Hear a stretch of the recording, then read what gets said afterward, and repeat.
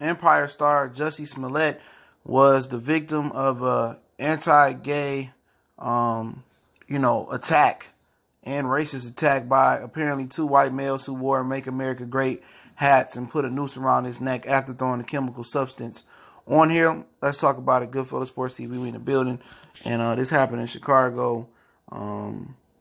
It's unfortunate. Very, very unfortunate that this had to happen to Mr. Smollett. Pretty much I'm praying for him in this situation. We're going to talk about his situation in 1 second. But the whole thing about the situation was his heinous, and pretty much, it should never happen to nobody, man. But Mr. Smollett, I think he is openly gay, if I'm not mistaken. But according to TMZ, two white men in a ski mask reportedly approached a 35-year-old actor late Monday, yelled out racial and homophobic slurs. "Aren't you that F?" From Empire, N-word with the ER. They began to attack him with an unknown chemical substance before fleeing the scene. One of the men wrapped a rope around Smollett's neck as if forming a noose.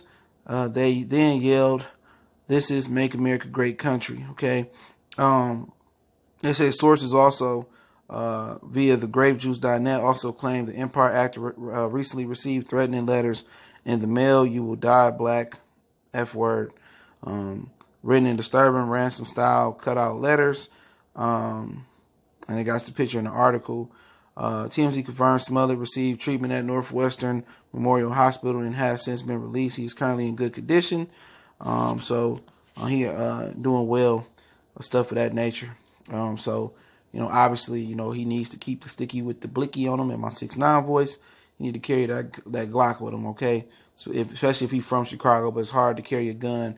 And if you're traveling from each state to state, you want to be able to license in the open carry laws. But obviously they ambushed him. They threw some chemical substance at him to blind him, and they couldn't take him one-on-one or two-on-one. And they were cowards or whatever.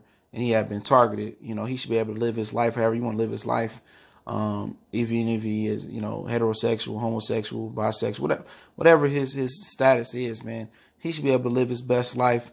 I don't know if he ever hurt nobody or, I don't really watch Empire. I know my girlfriend and my daughter, they watch it, but I've never heard nothing heinous about this guy at all. But the thing about it is, as long as George Zimmerman is walking around and ain't nobody done nothing to George Zimmerman, I really don't care about the black outcry for shit like this that happened, to be honest, because nothing ever comes to this. All this happens with other situations with Mike Brown, the guy in New York, the guy in Minnesota that got shot, the guy was out there in California, I think it was Sacramento, and the guy popped. What all happens, these families get paid, and then we get our Reverend Sharpton, Al Sharpton to show up, or we get Jesse Jackson to show up, and they do rah-rahs, the same routine.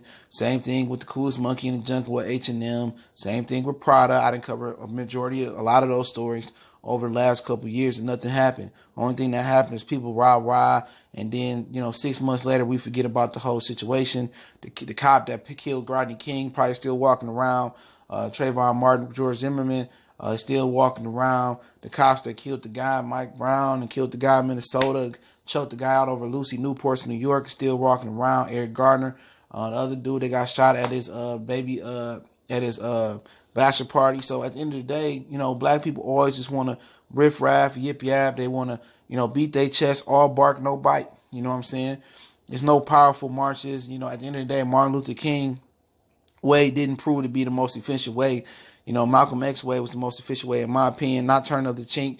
You got to hit back and hit with force. But then again, this dude, Jussie Smollett, didn't deserve this. But at the same time, ain't nothing going to come of this. Black people ain't going to bond together and stick together and really go out there and make a difference. All we going to do is bark, bark, bark. We forever barking and not biting. And the killers and the perpetrators that did this are going to continue to walk around and target more people, more black people, more homosexual people, more heterosexual people, more bisexual people. And the repetitive wheel of fortune is going to keep spinning, and they still going to keep picking on black people. Ain't nothing going to ever change until black people man up and hit back for real and hit back and just hit back. You know what I'm saying? And until that happens, at the end of the day, you got to keep your head on the swivel. You got to carry your gun on you, and you got to protect yourself, because we ain't going to protect ourselves as people. We don't even protect our black women. You got plenty of these dudes on YouTube and these other dudes that all they do is tear down black women instead of enriching our black sisters and enriching them and telling them what they need to do and consoling them. All you see is a lot of black males just tear them down, tear them down. They don't mind messing with them. They don't mind creating babies with them, but they'll turn around as soon as they get a couple dollars and marry outside their race. So we got a lot of issues going on in the black community, and one of the biggest issues is that we bark, we march, we bark, we bark, we bark, we never bite, we never strike back. And at the end of the day, you know, we supposed to turn the other cheek and be kind and march for, you know, our rights. When we wake up and we take our rights and we show people that we more than bark and we actually can bite, then that's when people stop doing heinous crimes and respect the black community and respect us in general. So, you know, at the end of the day, hopefully the brother get well, but ain't nothing gonna come of this, man. You know, ain't nobody gonna change nothing different. You know, racism has always been alive in the United States.